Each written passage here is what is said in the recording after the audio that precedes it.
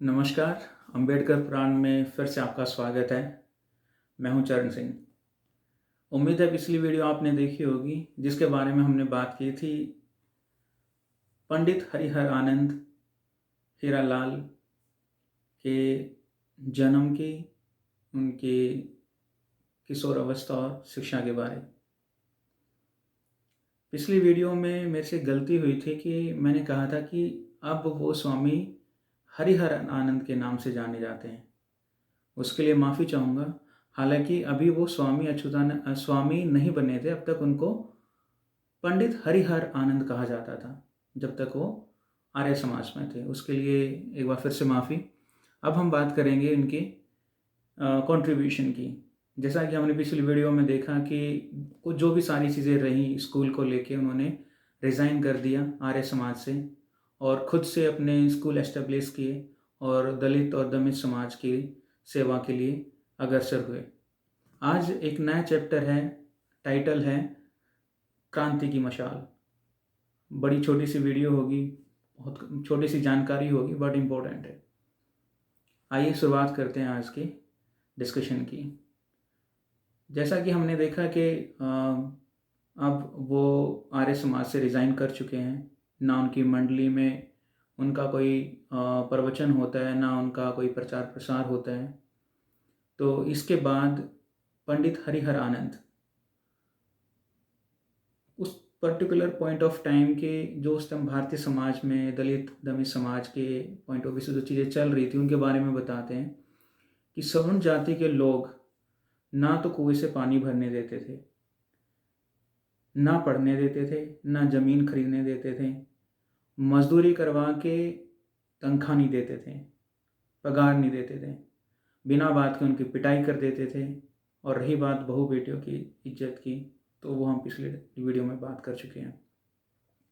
अब ये सारी बातों की वजह से पंडित हरिहर आनंद ने ये ठान लिया था कि कुछ भी हो, दलित और दमित समाज के लिए उन्होंने बढ़ चढ़ के भाग लेना है, काम करना है उनकी कल्याण के लिए। अब इसके लिए उन्होंने क्या किया, ग्राउंड लेवल पे जाके काम स्टार्ट कर दिया। ग्राउंड लेवल पे काम मतलब गांव गांव जाके उन्होंने अछूत महासभा के अधिवेशन करने स्टार्ट कर दिए, लोगों को जोड़ना शुरू कर दिया, लोगों से जुड़ना शुरू कर दिया। अब ये जब भी अधिवेशन करते, मीटिंग करते अछूत लोगों से, तो वहाँ पर जितने भी हिंदू स्क्रिप्चर्स हैं, चाहे वो स्मृति हैं, उपनिषद हैं, वेद हैं, रामायण हैं, जो भी इस तरह के लिटरेचर हैं, उनको खूब कंडेम करते, भर्त्सना करते उनकी। इससे क्या होता कि जो ब्राह्मणवादी हैं उनको चिढ़ होती और वो फिर से इन पे आक्रमण करने की कोशिश करते हैं, लेकिन ये रुके नहीं। अब वो जो इनका कंडेम करते थे वो क्या कहते थे, मैं पढ़ के सुना देता हूँ। निस दिन ये मनुष्य मृति हमको जला रही है, ऊपर ना उठने देती, नीचे गिरा रही है। ये उनका तरीका था, कविताओं के माध्यम से, गद्यों के माध्यम से, कव्वाली के माध्यम से इन सब पर अटैक करना। तो इस तरह से ये लोगों से जुड़ना स्टार्ट हुए, ग्राउंड लेवल पे इन्होंने मीटिंग्स करनी स्टार्ट की। तो धीरे धीरे क्या हुआ, इनका जो प्रभाव था वो बढ़ता चला गया। कुछ एरियाज हैं, जैसे शील प्रबोध जी लिखते हैं कि जो इनके अधिवेशन होते थे, अछूतों के जो सम्मेलन होते थे, वो सारे उत्तर भारत में होते थे। उन्होंने कुछ सिटीज़ के नाम बताए हैं, कुछ और दूसरे जगह के भी हैं, जिसमें अजमेर है, उज्जैन है, ग्वालियर, हैदराबाद, जैसे मैंने बताया दूसरी जगह में साउथ की तरफ हैदराबाद, कानपुर, लखनऊ, इलाहाबाद, इन सब जगहों पे अछूत सम्मेलन होने लगे। अब एक आज के टाइम में भी लिखते हैं कि जो है इलाहाबाद के लीडर रोड पर, जो भी इलाहाबाद से हो और इस वीडियो को देख रहा हो शायद उनको पता होगा, इलाहाबाद के लीडर रोड पर एक प्राइमरी पाठशाला है, आदि हिंदू पाठशाला के नाम से आज भी चल रही है। हो सकता है ये शील प्रबोध जी जब लिख रहे हो, जब ये बुक लिखी गई थी, तो इस बुक के 3 एडिशंस आए हैं अब तक। एडिशंस मैं आपको बता देता हूँ। फर्स्ट आया था 2003 में, दूसरा आया 2011 में और तीसरा आया 2021 में। तो इन 3 सालों के बीच में मुझे लगता है कि बात कर रहे हैं कि आदि हिंदू पाठशाला, क्योंकि ये आदि हिंदू धर्म के प्रवर्तक कहे जाते हैं। अभी आपको धीरे धीरे पता चलेगा कि आदि धर्म जो है उनके प्रवर्तक ये क्यों हैं, आदि धर्म आंदोलन इन्होंने क्यों शुरू किया। तो उन्हीं के नाम से इन्होंने आदि जो है आदि हिंदू पाठशाला ये चलाया करते, वहाँ आज भी चल रही है लीडर रोड पर इलाहाबाद में। खैर, यह क्रांति की मशाल, यानी कि इतने सारे अछूत सम्मेलन, आदि हिंदू की पाठशालाएं चलाना, ये सारी चीज़ें, इनको नाम दिया गया क्रांति की मशाल। तिरवा, यानी कि तिरवा एक जगह है कन्नौज में, अगेन उत्तर प्रदेश में। ये एक राज्य था। जैसे हमने बात की उस टाइम पर इंडिया तो ब्रिटिश इंडिया हुआ करता था, बट उसमें बहुत तरह की चीज़ें होती थी, जैसे राजे रजवाड़े होते थे। तो ये उस तरह का ही राज्य है एक। ये क्रांति की मशाल जो है तिरवा कन्नौज के राज्य तक उजाला करने गई।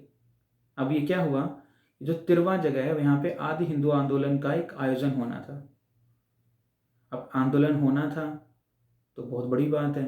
अब वहाँ के जो राजा हैं वो सबसे बड़ा एक पॉइंट है कि उनसे बात करनी और उनको एज ए चीफ गेस्ट बुलाना। अब देखिए यहाँ पे एक इम्पॉर्टेंट पॉइंट कि अछूत समाज के लोगों में बहुत ज़्यादा भय था, डरे हुए थे, सहमे हुए थे कि बिना उनको बुलाए हम ये अछूत सम्मेलन नहीं कर सकते। आप इसको एक करंट टाइम में भी कोरिलेट कर सकते हैं। खैर, तो बात हुई कि जो कन्नौज के राजा हैं उनको भी इनवाइट किया जाए और अध्यक्ष बनाया जाए, लेकिन इसके जस्ट अपोजिट हुआ। जब ये बात पता चली पंडित हरिहर आनंद को, तो उन्होंने कहा कि नहीं, हम में से ही कोई इसका अध्यक्ष बनेगा और अछूत सम्मेलन होगा, हम किसी राजा को नहीं बुलाएंगे। बड़ी निर्भीकता से, निडरता से उन्होंने ये अपने लोगों को जवाब दिया। और इसके चलते जो अछूत सम्मेलन हुआ उसमें चौधरी रामचरण जी, उनको अध्यक्ष बनाया गया। आगे सील प्रबोध जी कहते हैं कि यह क्रांति की मशाल जो उन्होंने उस दिन जलाई थी कि हम अछूत में से ही इसका कोई अध्यक्ष होगा बजाय किसी और के। यह क्रांति की मशाल दिन प्रतिदिन जंगल की आग की तरह आगे बढ़ रही थी, जिसका मार्ग रोकने वाला स्वयं भस्म हो जाता। आज के लिए इतना ही। मिलते हैं नेक्स्ट एपिसोड में, जिसके बारे में हम बात करेंगे कि पंडित हरिहर आनंद से स्वामी अच्युतानंद कैसे बने। शुक्रिया अम्बेडकर पुराण से जुड़ने के लिए। Thank you so much.